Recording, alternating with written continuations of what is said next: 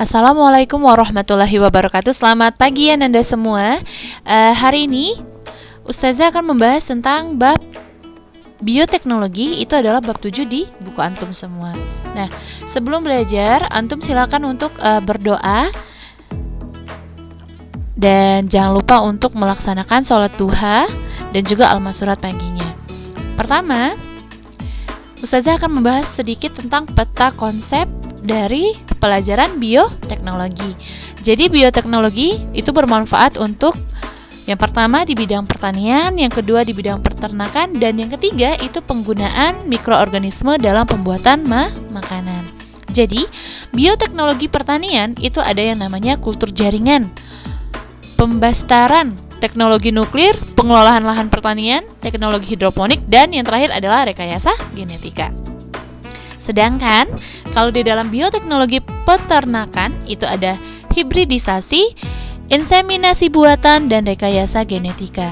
Terus Ustazah, kalau penggunaan mikroorganisme dalam pembuatan makanan itu yang seperti apa Ustazah?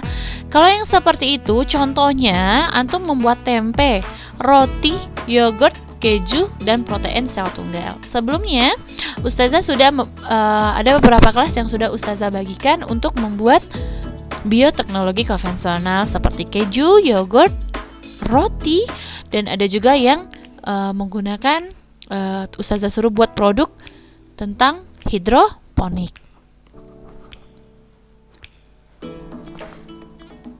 Seiring berjalannya waktu, populasi manusia dapat membawa dampak negatif bagi kelangsungan hidup manusia itu sendiri. Dampak yang paling jelas Ananda itu adalah ketersediaan bahan pangan yang tidak mampu mencukupi kebutuhan manusia. Oleh karena itu, diharapkan dengan menggunakan bioteknologi, masalah kebutuhan pangan itu dapat teratasi. Bagaimana sih sebenarnya peranan bioteknologi dalam meningkatkan produktivitas pangan? Ya, sebelum kita membahas lebih jauh, antum semua harus tahu dulu apa itu pengertian bioteknologi. Bioteknologi sendiri secara garis besar itu adalah cabang ilmu sebenarnya yang mempelajari pemanfaatan makhluk hidup seperti bakteri, fungi, virus, dan lain-lainnya, maupun produk dari makhluk hidup seperti enzim, alkohol dalam proses produksi untuk menghasilkan barang dan jasa. Bioteknologi ini Ananda digunakan untuk memanfaatkan organisme atau bahan yang diperoleh dari organisme agar menghasilkan produk yang bermanfaat bagi kepentingan manusia. Nah, bioteknologi sendiri sebenarnya merupakan gabungan dari beberapa ilmu, diantaranya biokimia, mikrobiologi, mikologi, fisiologi, genetika, biologi molekuler, dan yang terakhir adalah kimia. Nah, dalam bioteknologi pertanian, tadi sudah Ustazah kasih tahu ya bahwa ada kultur jaringan, pembastaran, teknologi nuklir, pengelolaan lahan pertanian, teknologi hidroponik, dan yang terakhir adalah rekayasa genetika. Nah, Ananda, Ustazah akan menjelaskan tentang yang pertama itu kultur jaringan. Wah, kira-kira kultur jaringan ini apa sih gitu? Sebenarnya antum harus tahu dulu apa arti kultur. Kultur itu artinya adalah pembudidayaan, sedangkan jaringan artinya sekelompok sel yang mempunyai bentuk dan fungsi yang sama. Kalau digabungkan, artinya kultur jaringan itu adalah membudidayakan suatu jaringan makhluk hidup menjadi individu baru yang mempunyai sifat sama seperti induknya.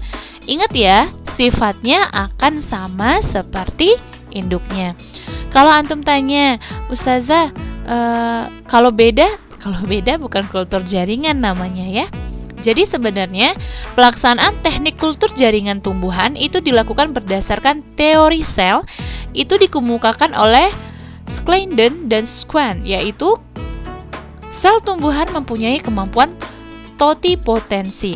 Apa sih totipotensi? Totipotensi itu adalah kemampuan setiap sel tumbuhan dari bagian mana saja sel tersebut diambil yang jika diletakkan dalam lingkungan yang sesuai itu akan tumbuh menjadi tumbuhan sempurna. Nah, Ananda, kultur jaringan sendiri akan lebih besar keberhasilannya apabila menggunakan jaringan meristem.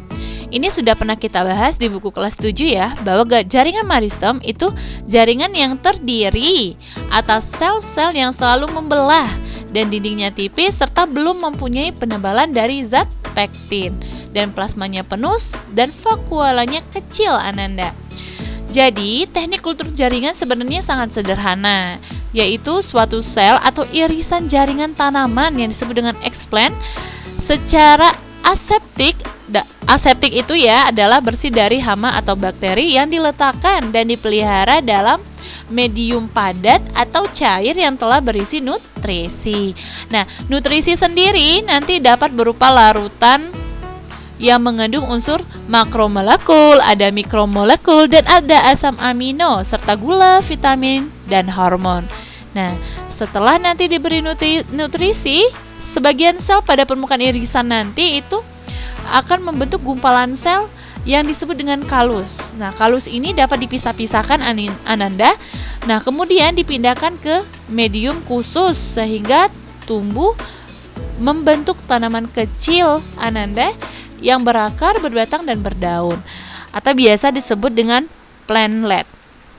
Nah, nanti setelah di plantlet inilah kemudian akan diaklimatisasi di rumah kaca. Dengan teknik kultur jaringan ini, hanya dari satu irisan kecil suatu jaringan tanaman dapat dihasilkan plantlet dalam jumlah besar.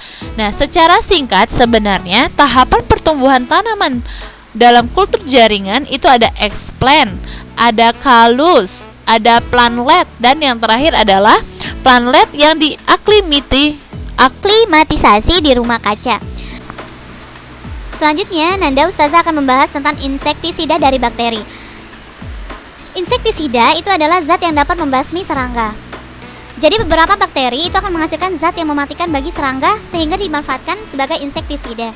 Nah, bakteri yang digunakan sebagai insektisida adalah Bacillus thuringiensis, dan bakteri ini menghasilkan racun yang disebut dengan protein kristal insektisida atau ICP, yaitu insektisidal kristal protein.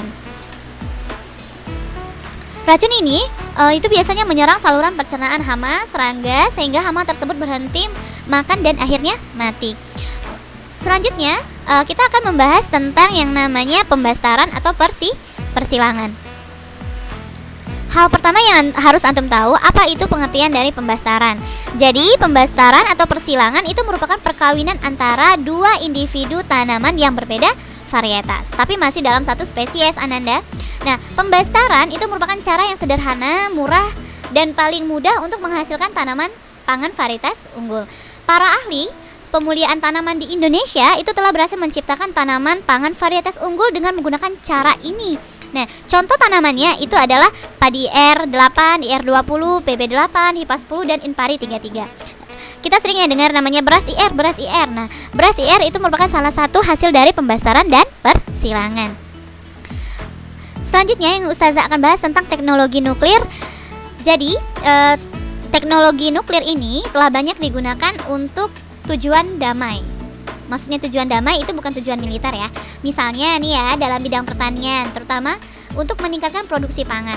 Nah, pemanfaatan teknologi nuklir untuk meningkatkan produksi pangan diantaranya itu ada yang pertama, yang Ustazah ini ya. Yang pertama itu ada untuk sebagai mutasi tanaman untuk mendapatkan varietas unggul. Terus ada untuk pemberantasan hama tanaman dan pengawetan makanan, serta mengetahui masa pemupukan yang paling baik. Nah, itu adalah salah satu contoh, Ananda, dari pemanfaatan teknologi nuklir. Terus Ustazah, kalau ada yang tanya ya,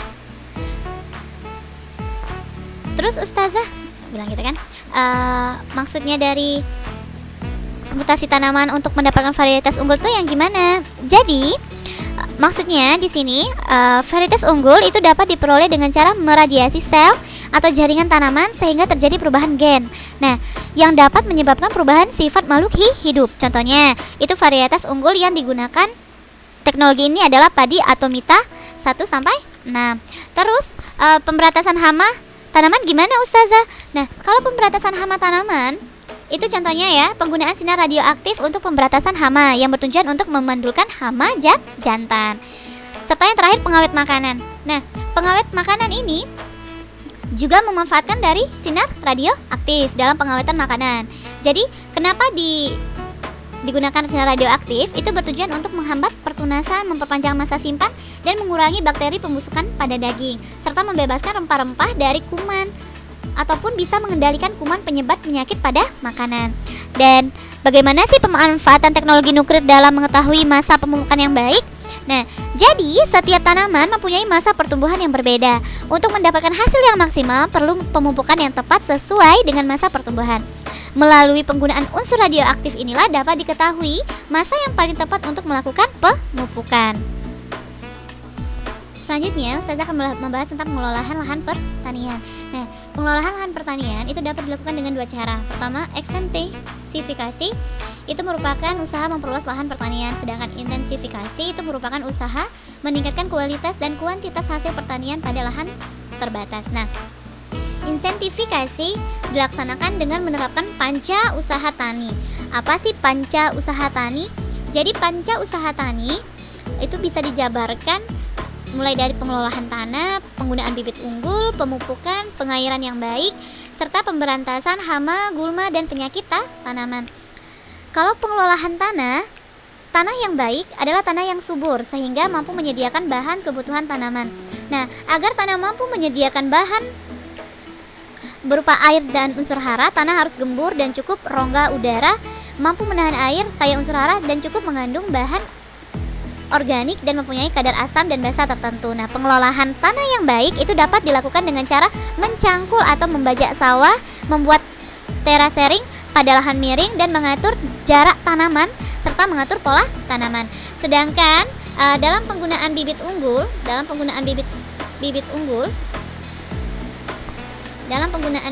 Ananda semua, dalam penggunaan bibit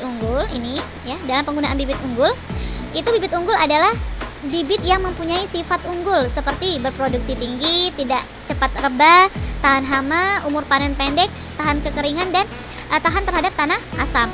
Untuk pemupukan, tujuan dari pemupukan itu apa sih sebenarnya? Jadi tujuan pemupukan adalah mengembalikan unsur hara yang hilang. Nah, hal-hal yang perlu diperhatikan dalam pemupukan adalah dosis pupuk, masa pertumbuhan tanaman, dan jenis pupuk. Selanjutnya ada yang namanya pengairan yang baik.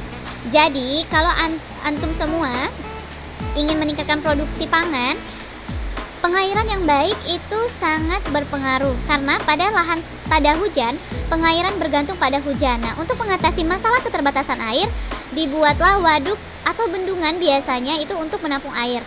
Dengan demikian, pada musim kemarau, sawah tetap mendapatkan pasokan air sehingga hasil panen pun tetap meningkat.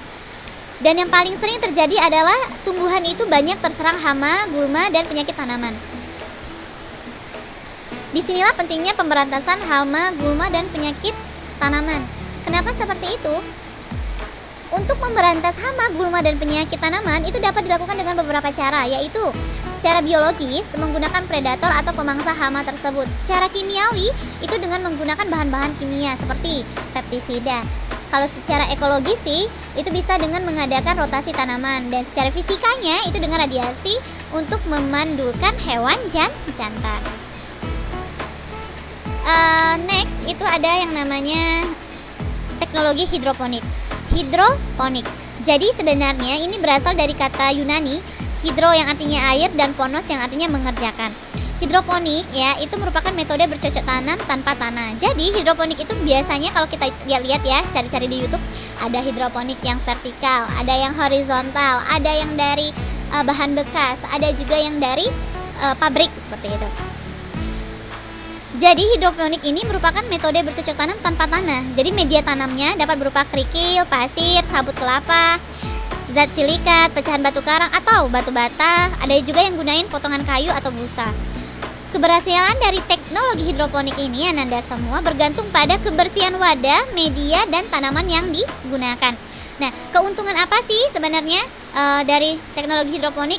Pertama adalah hasil tanaman berkualitasnya pasti tinggi, bebas hama penyakit, penanaman tidak harus mengikuti musim tanam, tidak memerlukan tanah yang luas, serta penggunaan air dan pupuk menjadi lebih hemat. Nah, ini adalah salah satu contoh gambar tanaman yang ditanam dengan sistem hidroponik. Selanjutnya itu adalah rekayasa genetika. Apa sih rekayasa genetika? Nah, ini merupakan suatu usaha memanipulasi sifat genetik makhluk hidup untuk menghasilkan makhluk hidup yang memiliki sifat yang diinginkan. Nah, rekayasa genetika itu dapat dilakukan dengan menambah, mengurangi, atau menggabungkan dua materi DNA yang berasal dari dua organisme yang berbeda. Nah, hasil penggabungan dari dua materi genetika inilah yang berasal dari dua organisme yang berbeda disebut dengan DNA rekombinan. Organisme dari hasil rekayasa genetika ini nanti disebut dengan organisme transgenik, Ananda. Jadi Ananda, antum bisa membaca lebih jauh tentang rekayasa genetika itu di halaman 226 ataupun di halaman 227 ya. Nah, untuk selanjutnya ada juga yang mengatakan bahwa di bidang pertanian telah banyak dilakukan rekayasa genetika untuk menghasilkan tanaman unggul yang dapat meningkatkan produktivitas dan ketahanan pangan. Di antaranya yang pertama adalah tanaman tomat yang tahan busuk, ada juga yang tanaman jagung, kapas, dan kedelai yang tahan terhadap insektisida. Itu ada jagung ya, jagung BT, kapas BT, dan kedelai BT. Ada juga nih tanaman kapas yang resisten terhadap herbisida. Itu adalah pestisida pembasmi gulma. Ada juga nih ya, tanaman pepaya yang tahan terhadap serangan virus ring spot, yaitu varietas pepaya transgenic UH Rainbow yang dikembangkan di Hawaii. Wow, jauh ya. Dan selanjutnya ada beras golden rice yang kaya akan beta karotin atau provitamin A nih. Dan beras yang kaya zat besi juga direkayasa dengan menyisipkan gen dari tanaman buncis ke tanaman padi. Nah, tebu transgenik itu dihasilkan oleh tim peneliti Universitas Jember menghasilkan tebu yang tahan kekeringan, Ananda. Kalau tadi ya kita sudah membahas tentang bioteknologi pertanian, sekarang ada yang namanya bioteknologi pengelolaan pangan, atau tadi Ustazah sudah bilang itu adalah pada bioteknologi ini menggunakan mikroorganisme dalam pembuatan makanan.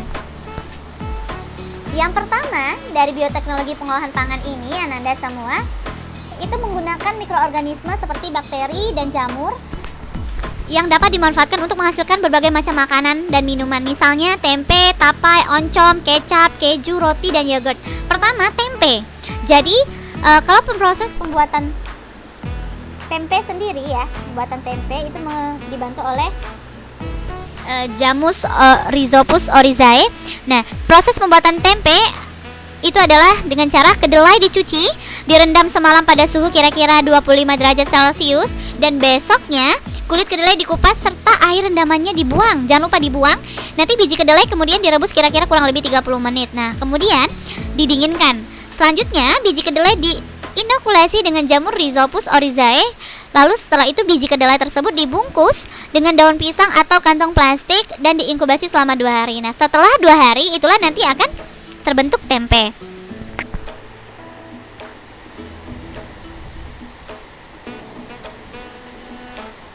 Dari gambar ini ada tempe yang bagus ya, yang A itu adalah tempe yang bagus. Kalau yang B ini tempe yang kurang bagus ya, karena dibandingkan tekstur kedua tempe tersebut, apa yang menyebabkan kegagalan dalam pembuatan tempe? Kira-kira apa? Bisa jadi ya Nanda, terjadi pertama kurang lama merebusnya, bisa jadi suhunya, dan bisa jadi saat masa inokulasinya. Jadi benar-benar harus diperhatiin. Kedua, roti. Di ketiga yogurt ada keju. Kalau yogurt itu Lactobacillus bulgaricus dan Streptococcus thermophilus. Ada juga di keju itu Lactobacillus bulgaricus, dan protein sel tunggal itu ada Anthrospira atau spirulina ya. Untuk selanjutnya bioteknologi peternakan itu akan dibahas untuk pertemuan berikutnya Ananda. Jadi antum jangan lupa untuk mengerjakan beberapa tugas yang akan Ustazah berikan. Yang pertama itu adalah antum mengerjakan uji kompetensi yang ada di buku ya, uji kompetensi yang ada di buku. Dan selanjutnya jangan lupa untuk mencoba untuk mulai mengerjakan produk seperti yang pernah Ustazah sampaikan di kelas antum. Uji kompetensinya jangan lupa 7.1, 7.2, 7.3. Dan selanjutnya nanti baru Ustazah akan membahas tentang bioteknologi peternakan, lalu kita akan masuk ke materi dan dampaknya bagi manusia di bab 8. Terima kasih Ananda, tetap semangat di rumah dan jangan lupa tetap istiqomah dalam melakukan kebaikan. Wassalamualaikum warahmatullahi wabarakatuh.